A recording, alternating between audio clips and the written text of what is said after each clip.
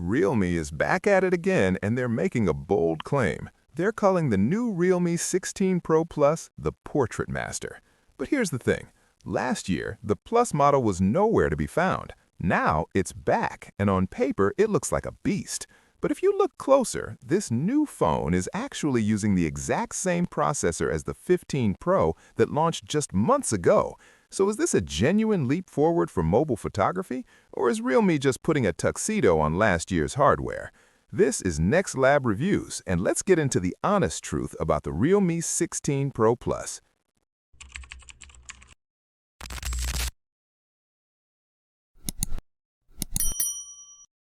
After skipping the Pro Plus version in the 15 series, Realme decided it was time to reclaim the top spot in their lineup.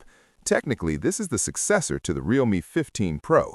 In the box, you get the standard stuff: manuals, a USB-A to USB-C cable, and a chunky 80-watt SuperVOOC charger. Quick heads up for my viewers in Europe, there's a good chance that charger won't be in your box if this hits your market. It's a trend I hate, but Realme is sticking to it for now. Let's talk looks. Realme teamed up with legendary Japanese designer Naoto Fukusawa again. You might remember his suitcase or paper designs from the GT series. This time, the theme is sustainability. The back is made of bio-based organic silicone. Honestly, it feels great. It's soft, grippy, and way better than a fingerprint magnet glass back. It's also tough. Realme says it's resistant to dirt, bacteria, and aging. If you're in India, you get 3 colors: gold, gray, and camellia pink. Global users, you're likely stuck with just gold and gray. Durability is a big win here. We're looking at IP68 and IP69K ratings. That means it can handle high-pressure water jets and being submerged in 2 meters of water for 30 minutes. The frame is aluminum alloy, and the front is protected by Gorilla Glass 7i. One annoyance: the optical fingerprint scanner is way too low on the screen. It's fast, sure, but you have to do some thumb gymnastics to reach it. Also, still no eSIM support. In 2026, that's getting harder to defend. The display is a 6.8-inch AMOLED beauty with a 1280 by 2800 resolution. It supports 144 Hz, which sounds amazing for gamers, right? Well, here's the devil's advocate take. It's mostly a gimmick. In my testing, the phone almost never actually hits 144 Hz unless you're playing very specific games like Real Racing 3. Most apps, even Chrome, are capped at 90 Hz in auto mode. If you want it smooth, you have to manually force it to high mode just to get 120 Hz.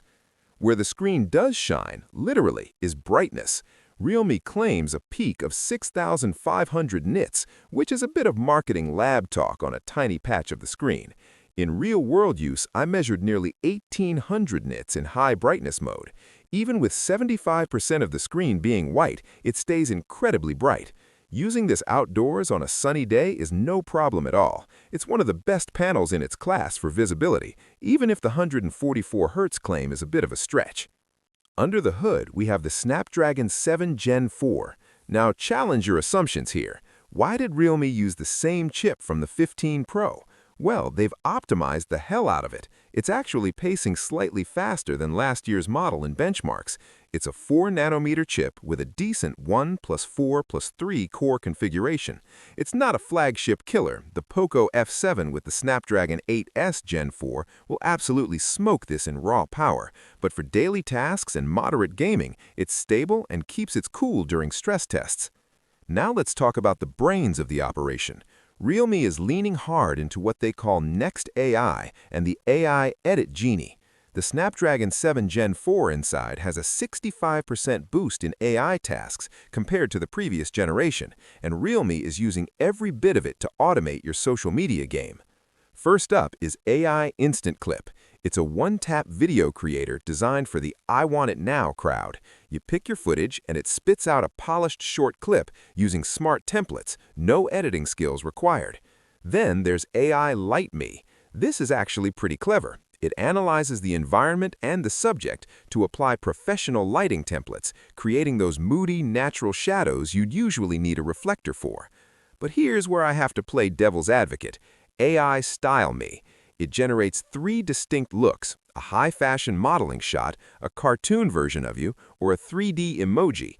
It's fun for 10 minutes, but is it pro level, or is it just a filter suite rebranded as AI?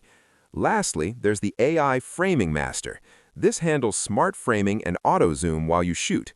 It's great for solo creators, but remember, the phone starts with only 128 gigabytes of base storage. If you're generating all these instant clips and 200 MP AI-enhanced photos, that storage is going to vanish faster than your morning coffee. So while these tools are powerful, the hardware limits how much you can actually use them. Okay, let's talk about why you actually buy this phone. The battery. It's a massive 7,000 milliamp hour cell. In our lab tests, it clocked an active use score of over 18 hours. That is insane. It's one of the longest lasting phones in its category. Even though it has the same battery and chip as the 15 Pro, it lasts longer, likely thanks to software optimizations in Realme UI 7.0. If you're a heavy user who hates chargers, this is your endgame. Charging is a bit of a mixed bag. It supports 80-watt SuperVOOC. You'll hit 60% in about 30 minutes, which is fast. But weirdly, it takes 64 minutes to hit a full 100%. That's actually 10 minutes slower than the 15 Pro.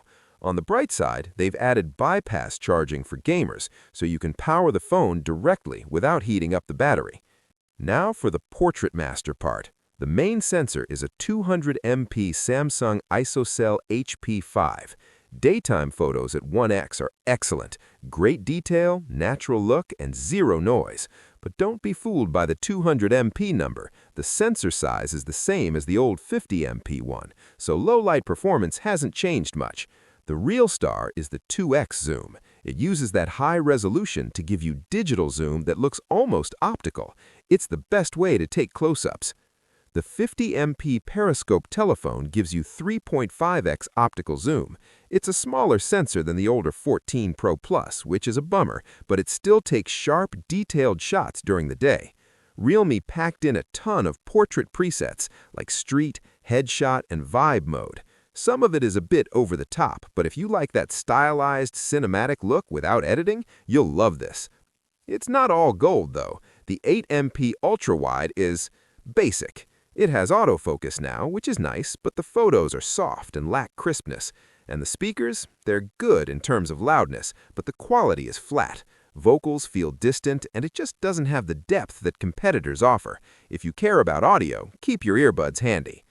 Video is a tale of two halves. You can do 4K at 60 FPS on the main, telephone, and even the selfie cam. The colors and dynamic range are great, but the stabilization, it's jittery. Even with the stabilization toggle on, the footage feels nervous. The ultra-wide is even worse. It's capped at 1080p and loves to hunt for focus. For a Pro Plus phone, the video stabilization really leaves a lot to be desired.